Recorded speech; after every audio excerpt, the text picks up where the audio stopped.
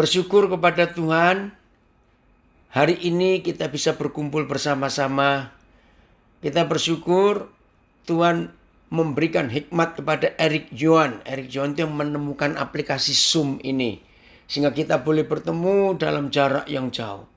Kalau nggak ada pandemik ini, kita nggak bisa berkumpul secara korporat seperti ini ya, bersatu dari tempat yang jauh, jam yang berbeda-beda, tapi sungguh luar biasa. Tema hari ini itu diskusi antara Ibu Gembala dengan saudara kita Yeremia. Nah, muncullah tema ini. Tempatkan Tuhan, posisikan Tuhan di atas ketakutanmu. Wah, ini tema yang luar biasa. Saya ulangi. Tempatkan Tuhan, posisikan Tuhan di atas ketakutan kita. Saudara, hari-hari ini sungguh setan kurang ajar betul meneror manusia dengan seenak-enaknya. Ayo hari ini kita jangan dikalahkan lagi oleh mereka. Tapi kita tempatkan Tuhan Yesus di posisi yang tepat. Dan kita tempatkan si kunyuk itu, si setan itu di tempat yang tepat juga. Saya ulangi kalimat ini. Tempatkan Tuhan Yesus di posisinya yang tepat. Dan tempatkan si kunyuk, si setan itu di posisinya yang tepat juga. Nah, sekarang kita akan lihat posisi kita di mana dan posisinya si kunyuk itu di mana. Karena kalau kita sudah bisa tahu posisi kita di mana, posisi mereka di mana, maka hidup ini akan penuh kemenangan. Nah, tapi maaf loh ya, kalau kita sudah diberitahu oleh firman Tuhan, satu-satunya buku yang ditulis dan disebut kebenaran itu cuma Alkitab. Tolong perhatikan, tidak ada buku apapun yang disebut kebenaran selain Alkitab. Catat itu. Nah, kalau dia itu disebut kebenaran, artinya nggak ada hoax, nggak ada berita yang salah. Tolong dicatat. Kalau Alkitab ini satu-satunya buku yang disebut kebenaran, maka beritanya nggak ada yang salah. Ya, kalau ada berita yang salah di dalam sebuah buku yang namanya kebenaran, yaitu namanya bohong-bohong itu. Nah, karena tidak ada buku di dunia yang disebut kebenaran kecuali Alkitab, maka kita harus percaya. Maka itu saya katakan lagi, kalau kita sudah diberitahu oleh kebenaran, saya ulangi, kalau kita sudah diberitahu oleh kebenaran, dan masih tidak percaya, saya punya istilah ini, jangan tersinggung. Ya, saya ulangi, bagi yang sudah mendapat kebenaran, diberitahu oleh kebenaran, tapi tetap tidak percaya, ini intermezzo saja. Ganti kepalamu dengan kepala ayam. Ngerti nggak maksud ini? Karena apa? Mau jadi apa hidup ini? Kalau kebenaran sudah menyatakan diri dan ada orang masih nggak percaya. Keterlaluan sekali. Satu kali pasti kita pernah tersesat. Ketika kita menuju ke rumah seseorang. Mungkin kita pernah ke sana tapi sudah lupa. Atau kita belum pernah ke sana. Wajar kalau kita tersesat. Nah, pasti kita akan berhenti di satu tempat, lalu kita telepon keluarga atau rumah yang kita mau tuju. Saudara, begitu kita telepon dan dijawab, halo, aduh aku tersesat. Masih ingat? Satu-satunya pertanyaan bagi saudara kita yang rumahnya kita mau kunjungi, satu-satunya pertanyaan. Nggak mungkin dia tanya, kamu bawa duit nggak? Awas itu. Pertanyaannya selalu sama. Di negara mana saja kalau ada orang tersesat, pertanyaannya selalu sama. Sekarang kamu di mana? Betul? Posisi itu sangat menentukan. Lagi sekali. Ketika kita tersesat dan kita tidak tahu mesti kemana, lalu kita telepon saudara kita yang rumahnya kita mau kunjungi. Pertanyaan ini penting. Kamu di mana?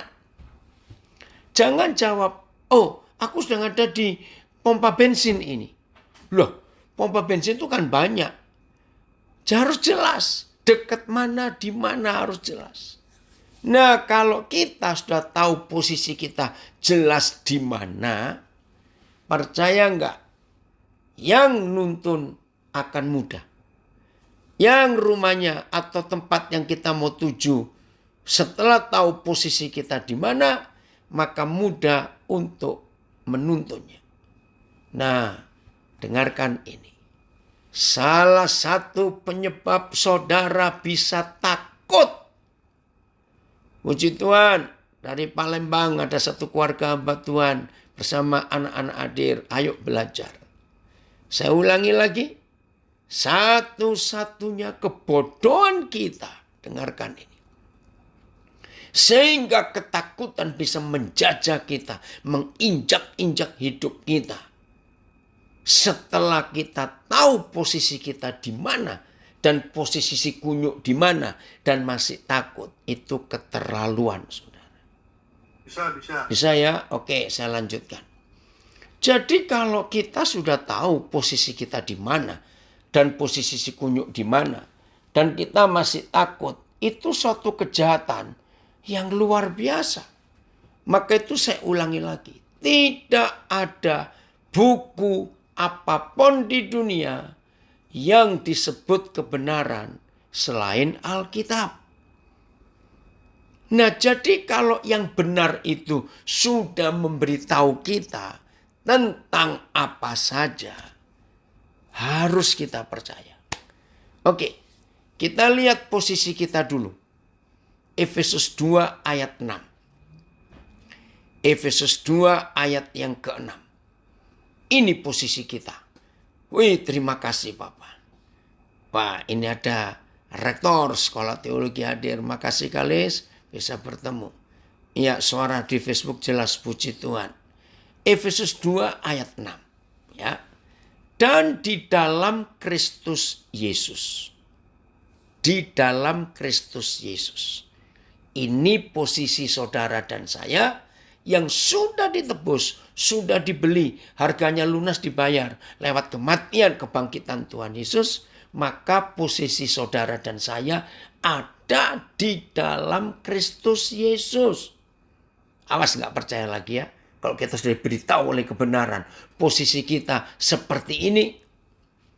Iya, Tuhan Yesus Kristus itu telah, bukan akan, telah membangkitkan kita juga. Jadi dia nggak bangkit sendiri, mengalahkan maut, mengalahkan neraka, mengalahkan si setan, mengalahkan dosa, mengalahkan penyakit, mengalahkan semua. Dia mengajak kita juga untuk bangkit dari kematian.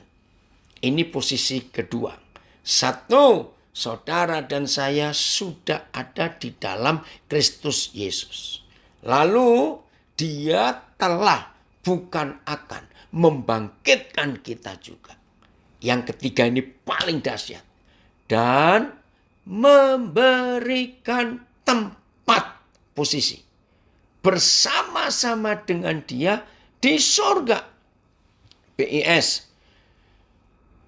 Menghidupkan kita kembali bersama-sama dia. Nah, ini lebih ada terjemahan beda. Supaya kita memerintah juga bersama-sama dia di dalam surga.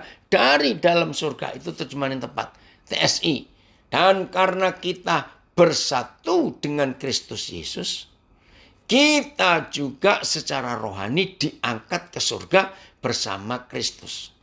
Di sana, perhatikan ya, di sana secara rohani kita sudah duduk bersama Raja kita Yesus. Wow, haleluya.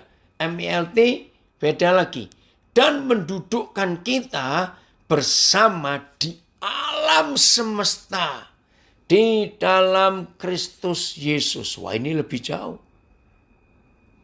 Ya Winin, Bapak juga hadir ya. Bapak senang ini. Keluarga dari Bandar Lampung hadir. Nah saudara dengar ini ya. Saya ulangi lagi. Kebenaran sudah memberitahu kita bahwa yang percaya kepada Tuhan Yesus posisinya jelas. Tinggal di dalam Kristus. Dibangkitkan dari dosa, kematian dan semua kutuknya. Dan memberikan tempat bersama-sama dia di dalam surga. Jadi jangan berkata kita ke surga nanti tunggu kita mati. Tidak. Selama kita masih ada di dunia ini, menurut kebenaran ini kita sudah ada di surga bersama dengan pemenang itu. Ingat, ini posisi kita. Mau takut apa? Nah, sekarang kita lihat posisi si kunyuk di mana. Roma 16 ayat 20. Itu posisi si kunyuk. Betul, Jane. Ini keluarga anak saya di Merauke. Wow, luar biasa. Sangat bangga. Betul, dimiliki oleh Tuhan Yesus yang luar biasa itu. Roma 16 ayat 20. Wah, ini posisi si kunyuk. Semoga Tuhan sumber damai sejahtera segera akan menghancurkan iblis di bawah kakimu. Nah, posisi si kunyuk setelah saudara dan saya punya posisi di dalam surga, di dalam Yesus, memerintah bersama dia, itu posisi kita. Nah, posisi si setan ini ada di bawah kaki kita. Bukan kakimu, huruf besar, Yesus tidak. Kaki kita. Kasih karunia Yesus Tuhan kita menyertai kamu. Ayat Tuhan sumber damai sejahtera akan segera meremukkan iblis di bawah kakimu. Anugerah Yesus Tuhan kita menyertaimu. Terjemahan lama. Akan meremukkan iblis itu dengan segeranya di bawah tapak kakimu. Amin. PIS. Akan segera menempatkan iblis di bawah kekuasaanmu. Dan menghancurkannya. Haleluya. Ingat, ini kebenaran yang bicara. TSI. Tuhan, yaitu dia. Yang selalu menjaga kita. Supaya hidup dengan tenang. Ya, bukan mati dengan tenang. Beda itu. Hidup dengan tenang. Akan segera menghancurkan iblis. Dan menaklukkan iblis. Di bawah kuasa kita. Doa saya, penguasa kita Kristus Yesus akan selalu baik hati kepada kalian. Puji Tuhan. Dan Tuhan sumber damai sejahtera MLT akan segera menghancurkan Satan di bawah kakimu. Ayo. Saudara, mau apa lagi? Kalau saudara dan saya sudah tahu posisi kita di mana, dan posisi si kunyuk di mana. Maaf loh. Yang mau marah-marahlah. Berarti itu orangnya. Ya goblokmu. Kalau posisi ini engkau balik. Ngerti kalimat ini? Ya goblokmu. Maaf saya marah. Kalau posisi ini yang goblok itu membaliknya. Jangan marah. Kalau marah itu orangnya gitu aja. Ngerti kata dibalik? Berarti orang yang tidak percaya kepada kebenaran ini membalik setan yang ada di kepala orang itu. Dan kurang ajarnya berarti Tuhan Yesus ada di telapak kaki orang itu. Ini kan kurang ajar. Tolong perhatikan. Silakan. Si teroris itu. Ya, teroris itu enggak cuma mereka si teroris itu, tidak. Setan itu bapaknya teroris, saudara. Dengar baik-baik. Setan itu bapaknya si teroris. Karena setan itu peneror hebat. Perhatikan ya, karena si setan itu peneror hebat. Dengan firman kebenaran yang kita baru baca bersama-sama. Puji Tuhan. Hamba Tuhan ini Pak Kalis berkata, puji Tuhan. Kasih karunia Tuhan Yesus menjadikan kita tidak takut menghadapi segala situasi sulit apapun. Matur nuwun, sami-sami. Ya. Jadi ini Tuhan kita. Oke Ronald, terima kasih. Kamu sudah balik papan ya. Lagi sekali saudara. Jangan biarkan si peneror itu meneror kita. Dengan membalikkan posisi ini. Ingat loh. Kalau kita membalikkan posisi ini. Jangan lupa. Berarti Tuhan Yesus kita letakkan di bawah telapak kaki kita. Dan si kunyuk itu kita pindah ke atas kepala kita. Itu kan bodoh sekali. Ayo mulai hari ini. Jangan kita mau diinjak-injak lagi oleh si setan itu. Yang seharusnya saudara dan saya yang menginjak-injak mereka. Betul? Ayo hari ini bangkit. Nah, datangnya dari mana teror itu? Ya, saya ulangi. Datangnya dari mana teror itu? Ternyata datangnya teror itu lewat suara. Lewat berita. Ya. Datangnya teror itu lewat suara, lewat berita. Berita enggak harus langsung masuk ke kuping kita. Biasanya berita-berita jahat, ya berita-berita teror itu masuknya lewat pikiran. Tolong dicatat ini. Saya ulangi lagi. Berita-berita jahat teror itu masuknya lewat pikiran. Enggak audible, ada suara yang kita dengar secara telinga fisik. Tidak, tapi teror itu lewat kepala. Itu pekerjaan si kunyuk. Jadi kalau saudara ingat pencobaan Tuhan Yesus di padang gurun. Itu bukan setan datang dengan bentuk makhluk besar, hitam, pakai tanduk, pakai ekor, enggak.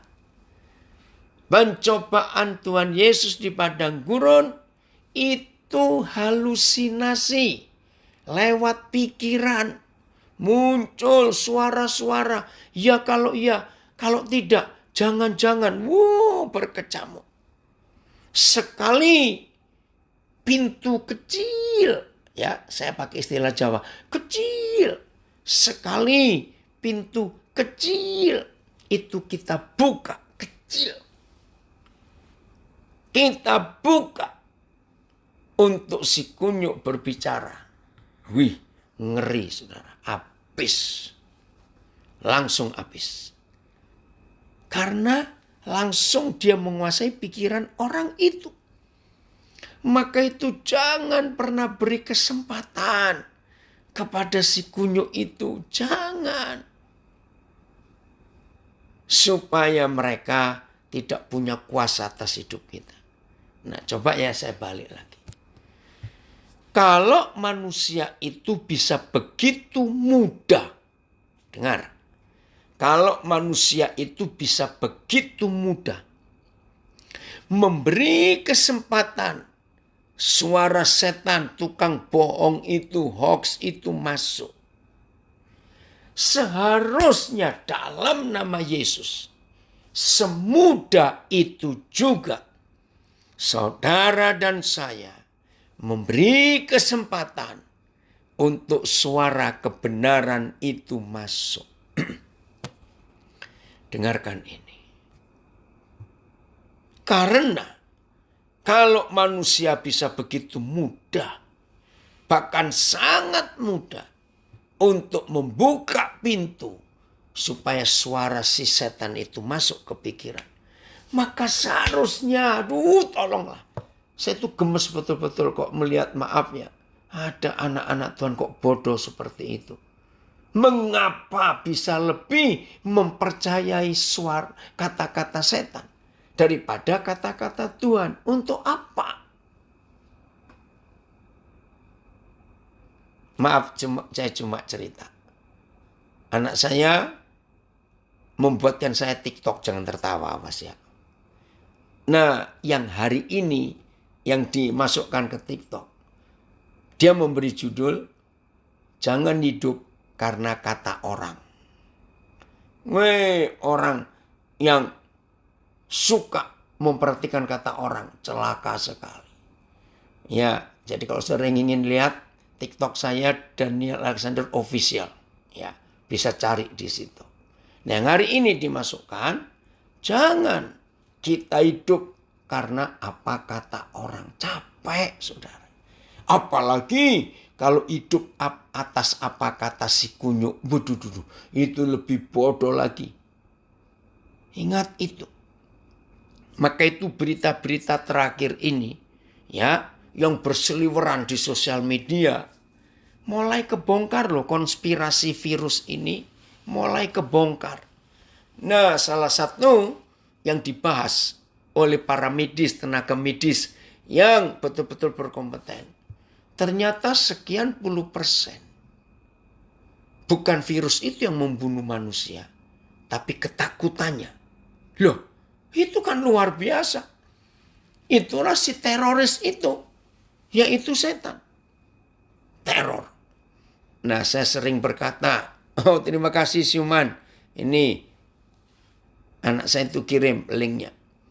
Nah, saya sering berkata ya, karena saya bergerak di bidang pendidikan. Saya marah kepada guru-guru yang suka meneror dan mengancam murid-muridnya. Saya bilang, kamu teroris juga. Karena suka nakut-nakutin murid-muridmu. Dan saya minta maaf. Tapi saya harus bicara ini. Kalau ada gembala, pendeta, khotbahnya mengancam. Apalagi kalau nggak memberi perpuluhan, diancam. Bahkan ada yang berani berkata masuk neraka. Aduh. Maaf. Pendeta itu termasuk golongan teroris. Catat. Yang suka mengancam jemaat. Awas kalau saudara tidak memberi perpuluhan. Nanti belalang pelahap, belalang pengerip, belalang pelompat. Apaan itu? Papa kita tidak pernah mengancam kita. Papa kita nggak pernah meneror kita. Katakan amin. Itu papa kita yang luar biasa. Masa papa ngancam anaknya? Maaf loh saudara, saya percaya. Tolong semua yang sudah jadi orang tua. Semiskin-miskinnya orang tua, maaf. Pasti akan punya perasaan gak enak. Kalau suka minta anaknya. Tolong jawab. Manusia, orang tua yang normal. Tidak akan, walaupun dia miskin, untuk minta anaknya. Sikap itu. Apalagi kalau sampai ada orang tua, papa mama kandung loh, ngancam anaknya karena nggak memberi uang belanja. Nah, bapak orang tua itulah teroris juga untuk anaknya. Maaf saya berkata. Sesusah-susahnya orang tua. Nggak mungkin kalau orang tua itu waras akan ngancam anaknya untuk minta uang belanja. Nggak mungkin. Apalagi Papa di surga. Jadi teroris itu ternyata ada di dalam rumah, di dalam gereja, di dalam sekolah. Kalau di masyarakat oke lah. Nah ini lagi viral di sosial media. Mungkin itu betul. Ya, ada satu keluarga anak-anak memakamkan jenazah ayahnya ini di kota Bandung. Ternyata penggali kuburan dan tukang yang bekerja di situ minta meneror. Kalau enggak begini, apalagi pakai kata rasis. Untuk yang agama mayoritas enggak perlu bayar apa-apa. Tapi yang lain harus bayar. Aduh. Ini dia. Oke. Makasih. Ada yang nulis Alfonso Porba. Ada statement yang bagus dari Pastor Daniel tentang COVID. Dari 100 orang yang mati karena COVID, sebenarnya hanya 10 orang yang benar-benar terpapar COVID. Sedangkan yang 90 orang itu mati karena ketakutan. Betul. Itu psikologi yang mengatakan begitu. Maka itu saudara, kita harus tahu posisi kita. Tempatkan di tempat yang benar. Saudara dan saya sudah ada di surga bersama dengan Tuhan Yesus. Dan si kunyuk itu sudah ada di bawah telapak kaki kita. Catat ayatnya Efesus 2 ayat 6 dan Roma 16 ayat 20. Ada yang memberi komen dari Palu. Pendeta yang suka mengancam jemaat yang tidak memberi perpuluhan itu teroris. Betul, maaf. Papa kita nggak pernah merampok duit kita. Tidak. Pekerjaan Tuhan yang perlu uang. Oke? Jadi kita harus tahu akan hal ini. Supaya kita tidak dibalik oleh si kunyuk itu. Tempatnya di mana. Jadi saya kembali lagi. Suara-suara teroris itu selalu muncul masuk lewat pikiran. Tolong dicatat prinsip ini lewat pikiran, saudara. Maka itu ayo sekarang ini kita harus serius untuk mempercayai Tuhan lebih daripada mempercayai suara apapun juga. Oke ya. Jadi kembali ke Matius 4, pencobaan Tuhan Yesus itu halusinasi. Karena Tuhan Yesus lapar dan haus.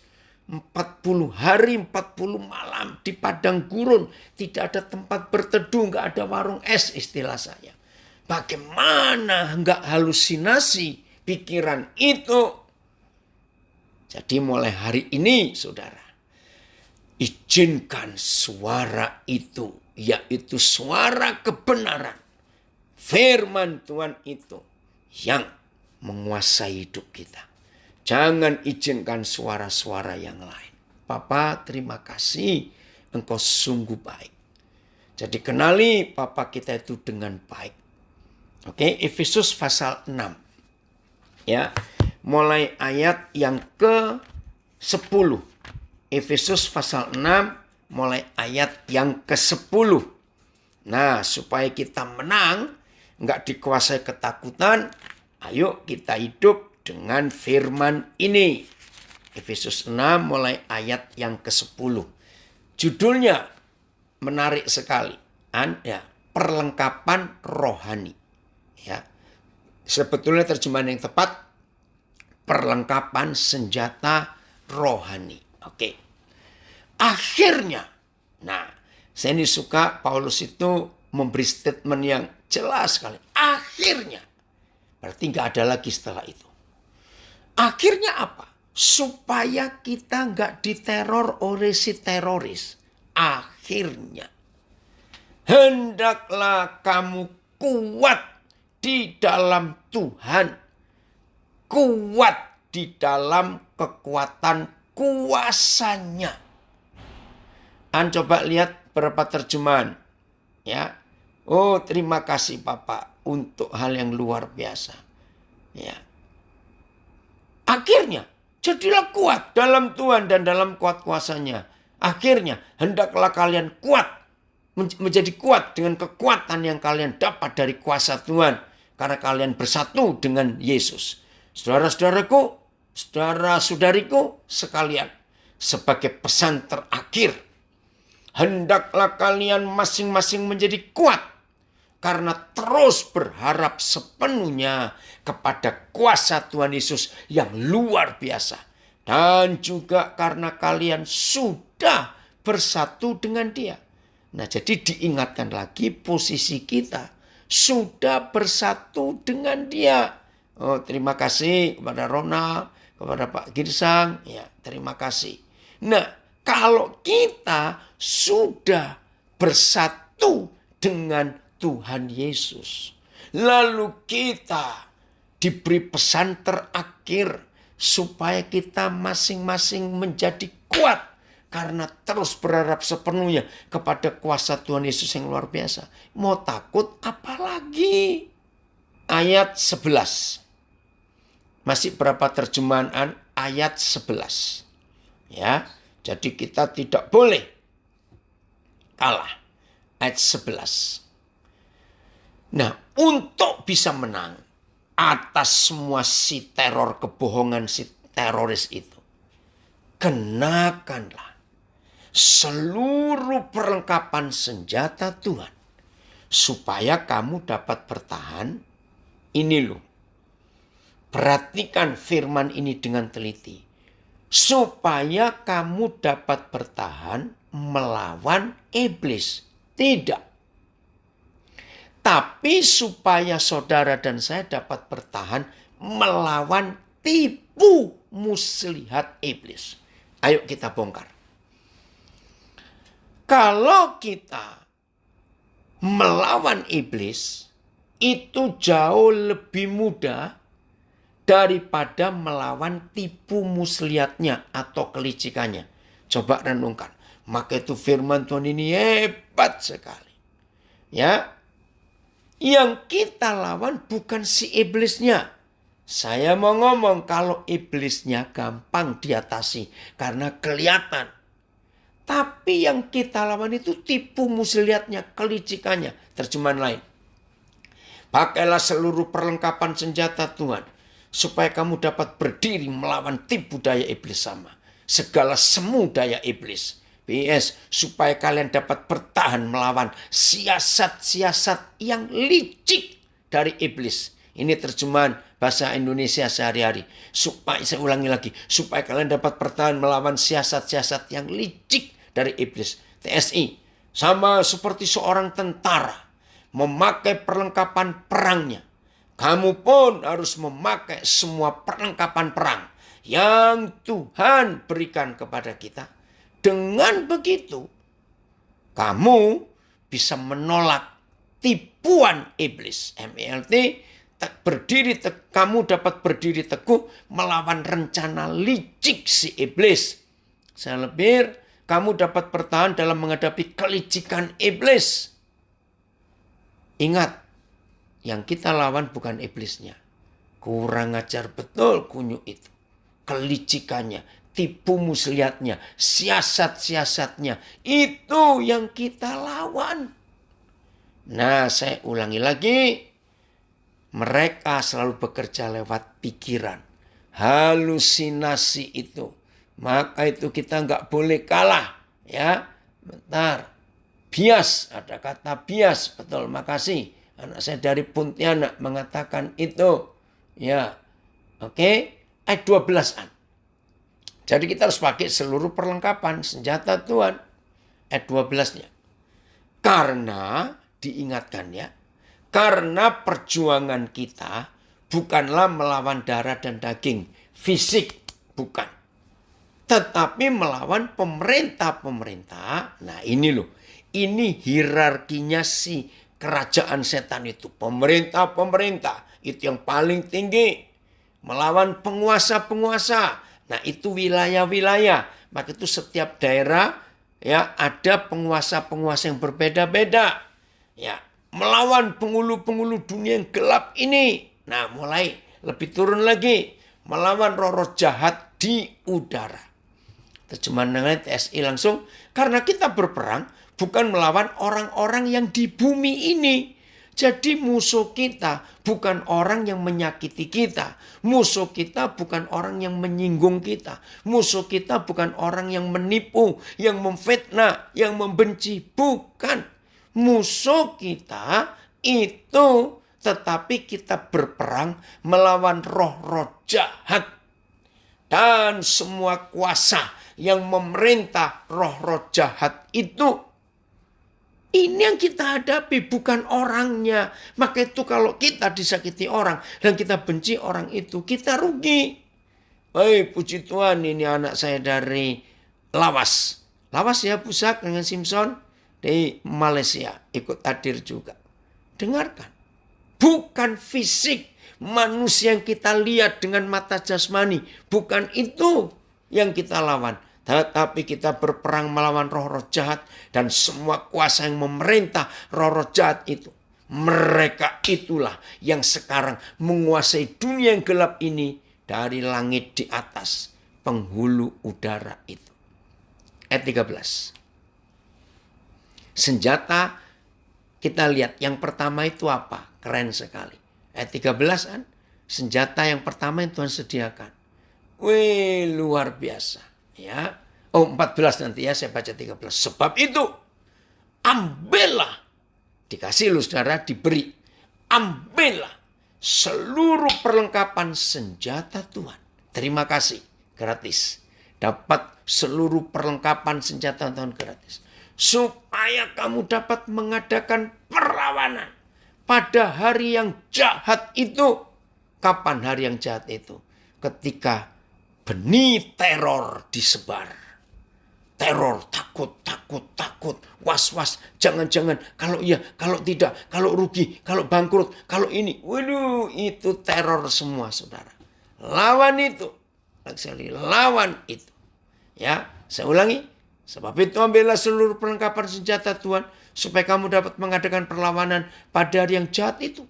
Dan tetap berdiri sesudah kamu menyelesaikan segala sesuatu. TSI. Karena itu kamu perlu memakai semua alat perang dari Tuhan itu. Supaya pada waktu musuh datang menyerangmu. Kamu tidak lari. Tetapi kamu bisa melawannya. Dan tetap bertahan sampai perang berakhir. Jangan lari loh ya. Nah ini ada kata jangan lari.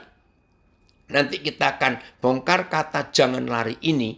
Ternyata dampaknya besar. Kalau kita melarikan diri dari peperangan ini. Maka itu si teror harus kita kalahkan. Dan kita sudah tahu ciri-ciri teroris itu seperti apa. Ya, jangan lupa. Ternyata teroris enggak hanya ada di sekitar kita. Tapi ada dalam rumah. Awas. Kalau ada papa mama mengancam anak-anaknya, maaf, ada di sekolah, teroris itu ngancam, menakut-nakuti murid-muridnya. Ternyata teroris juga ada di dalam gereja, maaf. Kalau ada pendeta kota suka ngancam, awas ya. Saya ulangi, TSI. Karena itu kamu perlu memakai semua alat perang dari Tuhan itu. Supaya pada waktu musuh datang menyerangmu, kamu tidak lari. Jangan lari lo ya. Nanti kita akan lihat ini. Kamu tidak lari, tapi kamu bisa melawannya dan tetap bertahan sampai perang berakhir. Ayat 14. Nah ini mulai bentuk-bentuk senjata yang Papa sediakan buat kita dalam menghadapi teroris-teroris ini. Jadi, berdirilah tegap. Nomor 1. Apa kata lain? Jangan loyo. Ya, orang yang loyo nggak bisa berdiri tegap. Harus berdiri tegap. Berikat pinggangkan kebenaran. Ya, artinya apa? Supaya nggak melorot. Lalu lihat dipermalukan. Itu kata ikat pinggang. Baju sirah keadilan. Saya baca terjemahan lain. Jadi, berdirilah teguh dengan mengencangkan ikat pinggang kebenaran di seputar pinggangmu. Dan pakailah baju sirah keadilan. Baju besi itu ya, yang menutupi dada supaya nggak kena panah dari musuh. PS, hendaklah kalian siap siaga. Pakailah kesetiaan kepada Tuhan, setia, sebagai ikat pinggang. Dan ketulusan sebagai baju besimu. Maka itu saudara, orang yang bisa menjadi teroris karena tidak setia kepada kebenaran, pada keadilan, maka itu teroris itu memberontak, melawan yang sah.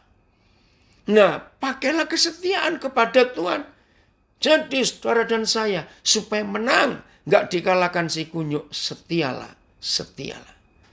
Ada pujian toh, setia, setialah, setia sampai mati. Ya, lagu bagus, tantangan kita. Dan ketulusan. Orang yang hatinya tulus Dan orang yang setia nggak mungkin bisa jadi teroris. Tidak mungkin. Saya ulangi, orang yang setia, hatinya tulus, nggak mungkin jadi teroris. Nggak mungkin. Maka itu ini luar biasa. TSI.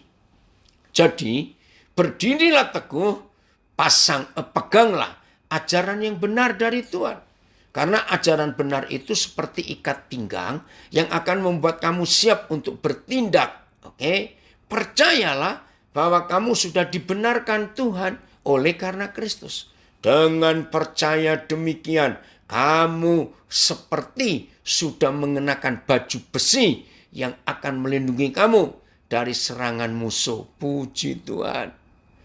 Ya, terjemahan TSI, terjemahan sederhana Indonesia, Senta. Jadi cari di Sabda ya, An. Ya. Jadi gini, Senta, bagi yang belum tahu juga terjemahan sederhana Indonesia atau TSI itu, ya, cari di aplikasi Sabda. Nah, itu ada pilihan banyak. Oke, ada komen dari Merauke. Sudah dikasih alat perang yang gratis, tapi sering kita yang tidak mau memakainya. Ampuni kami Tuhan. Betul. Jelas ya? Nah, jadi senjata yang pertama. Berdiri teguh, kokoh, kuat, tidak goyah, tidak diombang-ambingkan oleh banyak tipu daya si iblis teror-teror itu. Jangan-jangan, ya kalau ya, stop, berdiri teguh. 2, berikat pinggangkan, kesetiaan tadi itu ya. 3, ketulusan hati, itu baju sirah kita. Sehingga serangan musuh nggak kena. Wih, hebat. Ayat 15. Ayat 15. Kakimu berkasutkan kerelaan untuk memberitakan Injil damai sejahtera. Jadi kita pakai sepatu. Dan pasanglah alas kakimu dengan kesiapan Injil damai sejahtera. Dan kakimu berkasutkan persediaan Injil perdamaian itu. Hendaklah kerelaan untuk memberitakan kabar baik yang membawa sejahtera menjadi sepatumu. Nah ini loh. Jangan menjadi pemberita hoax. Jangan menjadi agen teroris. Maaf saya pakai kata ini. Jangan jadi agen teroris. Jangan. Ya. Ayo kita beritakan kebenaran itu. Karena itulah firman Tuhan. Injil kabar baik. Dan teruslah berpegang kepada kabar baik tentang Kristus. Kabar itu menolong kamu supaya kamu merasa tenang dalam perlindungan Tuhan. Teruslah berpegang kepada kabar itu. Bukan kabar dari si kunyuk. Ya, teruslah berpegang pada kabar itu, berita itu. Bukan kita mendengarkan suara teroris, kata-kata setan. Sama seperti seorang tentara selalu memakai sepatu yang kuat. Supaya kamu tetap berdiri teguh dalam peperangan. Puji Tuhan. Jadi jelas sekali yang Tuhan sudah katakan kepada kita. Terima kasih Bapak. Senjata ini gratis. Ayat 16. Kita lihat. Dalam segala keadaan, situasi apapun juga, pergunakanlah perisai iman. Sebab dengan perisai itu, kamu akan dapat memadamkan semua panah api dari si jahat. Dalam segala hal, ambillah perisai iman untuk kamu dapat memadamkan semua panah api dari si jahat. Dan senantiasa memegang perisai yaitu iman. Maka dengan dia itu dapat kamu memadamkan segala anak panah berapi daripada si jahat itu. Setiap waktu pakailah percayamu kepada Tuhan sebagai senjata penangkis. Dengan iman itu kalian dapat memadamkan semua anak panah berapi dari si jahat. Senjata penangkis. Saudara ngikuti bulan Mei yang lalu waktu ada perang ya antara Hamas dengan Israel. Jadi bukan perang Palestina, salah. Hamas, saudara. Itu kelompok teroris yang dunia sebut begitu. Wih, ternyata dari Israel ada drone. Ya, perisai udara. Hebat sekali. Nah, seperti itu. Kalau si teror menyerang kita, gunakan perisai iman. maka semua panah berapinya akan padam. Ya, saya ulangi, TSI. Selain itu, teruslah yakin dan percaya kepada Tuhan Yesus, karena keyakinanmu itu seperti alat perang yang melindungi kamu dari semua anak panah berapi yang dilepaskan oleh iblis kepada kita. Nah, ini penangkisnya. Ada drone di sini, yaitu percaya kita. Maka itu, semua murid Yesus. Dengar ya, saya gunakan Efesus 6 ayat 16. Semua murid Yesus, semua anak-anak Bapa di surga, semua tentara Kristus yang bisa dikalahkan oleh musuh karena musuh mencuri perisai iman kita itu. Begitu perisai iman ini dicuri, tolong catat, detik itu juga murid Yesus itu langsung kalah. Karena gak ada yang nangkis. Maka itu betul kata Tuhan Yesus. Apa itu? Ya nak, Papa senang kamu hadir ini. Monto lalu, pendeta monto lalu. Hadir, dengar. Karena itu, jangan izinkan suara-suara kunyuk itu merusak pikiran saudara. Dan saudara jadi ketakutan. Begitu perisai itu dicuri, saudara dengar, langsung hancur. Nggak ada pertahanan lagi. Perhatikan, panah apinya itu nggak 1, 2 loh. Semua panah api. Jadi iblis itu senjatanya panah api itu banyak. Maka itu ketika satu suara teror masuk, awas loh. Jangan-jangan. Waduh, maaf ya saudara, maaf. Baru panas sedikit. Waduh, saya bilang corona. Itu kan gobloknya sendiri. Belum dites, belum apa kok ngomong corona. Ya kalau engkau panggil dia datang. Maaf ini saya berkata. Maka itu jangan mau dikalahkan. Perisai iman ini penting. Supaya ketakutan tidak menguasai kita. Lagi sekali. Semua firman iblis selalu dimulai dengan yang meragukan. Jangan-jangan, mungkin, kalau iya, kira-kira. Begitu seorang murid Tuhan Yesus menerima teror kecil. Mungkin loh ya, kira-kira. Aku ini sudah kena COVID. Karena kok meriang. Kok ciri-cirinya. Aduh, ini mulai penciumanku. Itu karena ketakutan. Lagi pilek kok. Ya nggak mungkin bisa bawa apa-apa. Maka itu nggak usah takut. Panah berapi. Semua panah api dari setan. Saudara dan saya punya penangkisnya. Betul? Pegang perisai iman. Tetap percaya. Ingat lagu, ya Tuhan ku percaya, aku percaya. Lewati lembah air mata, aku percaya. Firman-Mu ya dan amin, aku percaya. Terima kasih Tuhan. Semuanya sudah Kau jamin, aku percaya. Lagu itu digubah oleh seorang hamba Tuhan. Saya kenal baik. Namanya Benyamin Suriton. Tahun 78 akhir, 79 awal. Di satu rumah di Jalan Diponegoro, Surabaya. Hamba Tuhan ini mengalami tekanan yang berat sekali. Dia memang seorang pemusik, dia seorang penggubah lagu. Tiba-tiba dia bergumam. Dan muncullah lagu ini. Sayang, sudah banyak yang gak menyanyikan. Tapi lagu itu, Hulda sembuh ya dalam nama Yesus. Sudah dengar firman ini, kamu harus menang. Aku percaya. Lewati lembah air mata, aku percaya. Firman-Mu ya dan amin, aku percaya. Kemenangan sudah Kau jamin, aku percaya. Oh, terima kasih Siuman sudah masukkan ini lagunya ya. Ben Soriton itu penggubahnya.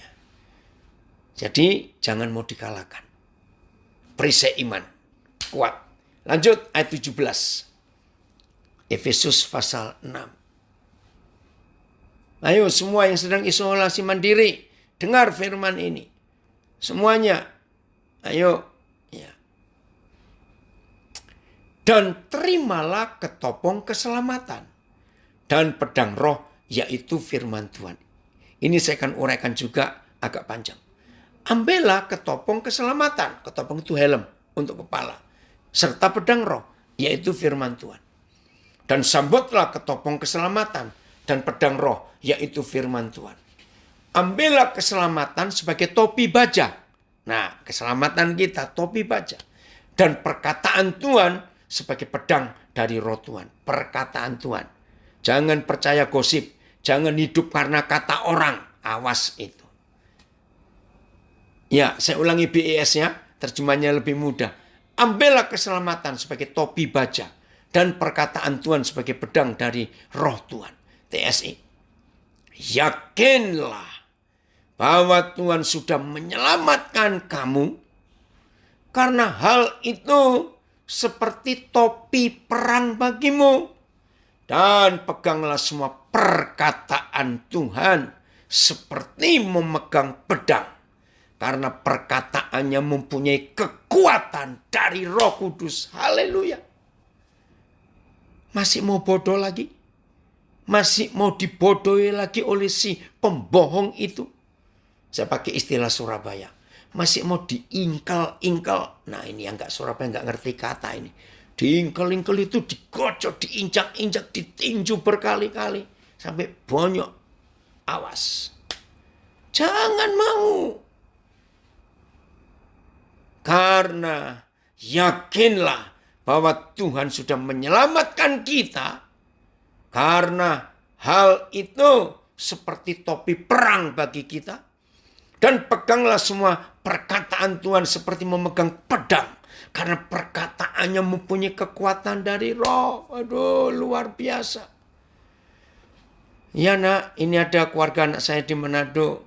Kena flu semuanya. Suami, istri, anak-anak 2 minggu. Oh puji Tuhan saya sembuh semuanya. Haleluya. Nah lihat ini. Topi baja. Topi perang. Helm. Saudara dengar. Mengapa senjata ini penting? Karena pikiran kita sering diserang oleh si kunyuk itu. Pikiran. Betul? Maka itu puji Tuhan ada ketopong keselamatan. Ada perlindungan yang kuat untuk pikiran kita, untuk kepala kita. Buang semua teror itu. Lawan dengan firman Tuhan. Jangan mau dikalahkan lagi oleh kebohongan-kebohongan, gosip, berita hoax. Maka itu ingat. Yang sembuh dari COVID itu jauh lebih banyak daripada yang meninggal. Maafkan saya. Nggak usah takut. Nggak usah takut. Maka itu ayo kita bangkit sekarang saudara. Keluarga Aking, ya jangan takut, ayo bangkit. Adik saya juga, Van, ayo bangkit semuanya. Terima firman ini. Sampaikan kebenaran ini kepada semua saudara kita yang sedang mengalami isolasi atau divonis positif. Tuhan kita luar biasa. Terima kasih. Jadi ketopongnya, helm, topi bajanya harus kita pakai. Lengkap semuanya. Sudah berapa tadi ya? Berdiri teguh. Ikat pinggang. Baju sirah. Ya. Perisai. Sepatu. Pedang roh. Ya. Ketopong. Ya, semuanya sudah kita dapat. Ayat 18. Ya, kita akan lihat ini. Ayat 18. dalam segala doa dan permohonan. Berdoalah setiap waktu di dalam roh. Dan berjaga-jagalah di dalam doamu itu dengan permohonan yang tak putus-putusnya untuk segala orang kudus. Bukan doa tidak putus-putus untuk diri kita sendiri. Sambil berdoa setiap waktu dalam roh. Dengan semua doa dan permohonan. Dalam doamu itu berjaga-jagalah dengan segala ketekunan. Sambil menaikkan semua permohonan bagi semua orang kudus. PS, lakukanlah semuanya itu sambil berdoa untuk minta pertolongan dari Tuhan. Pada setiap kesempatan, berdoalah sebagaimana roh Tuhan memimpin kalian. Hendaklah kalian selalu siaga dan jangan menyerah.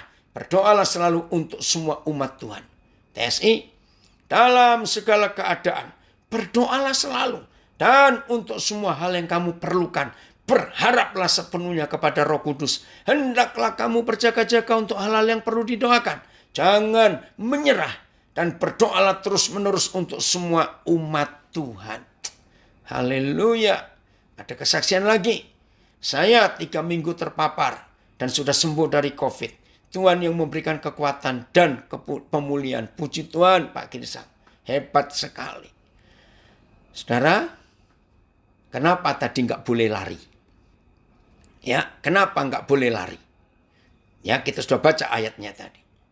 Lihat, ternyata semua persenjataan yang Papa sediakan gratis untuk kita, itu semua senjata yang terpakai di bagian depan tubuh kita. Dari kepala ke topong, baju sirah, perisai iman, pedang, ikat pinggang, sampai kasut atau sepatu injil. Di belakang kita, punggung kita tidak ada senjata. Maka itu hati-hati yang menyerah. Maaf ya, bertobat hari ini. Jadi kalau ada tentara Kristus lari dari peperangan itu, justru yang lari itu sasaran empuk bagi si kunyuk itu. Karena kalau orang itu lari berarti dia membelakangi si setan. Kalau orang itu membelakangi si setan, berarti setan gampang membidik. Karena di belakang kita nggak ada senjata. Yang di Facebook saya cuma ngomong, Edo, itu ada Benny. Benny itu Pak Edo. Ya, sudah lama ini nggak ketemu. Benny ini dulu pernah jadi pelayan pengasuh asrama kami yang ada di Tembagapura. Oke ya, bisa berjumpa kalian di Facebook ini. Jadi ngerti sekarang, jangan lari. Hadapi. Weh, ini luar biasa. Saya akan bacakan komen. Ya, bagus. Makasih ya Bu Melati.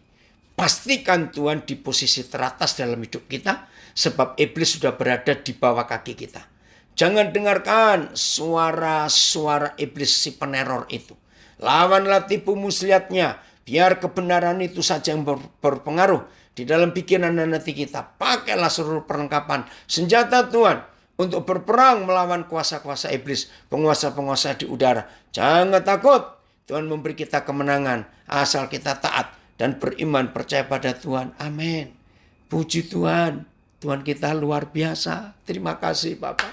Terima kasih. Inilah yang kita harus hadapi. Dan peperangan ini pasti kita menangkan.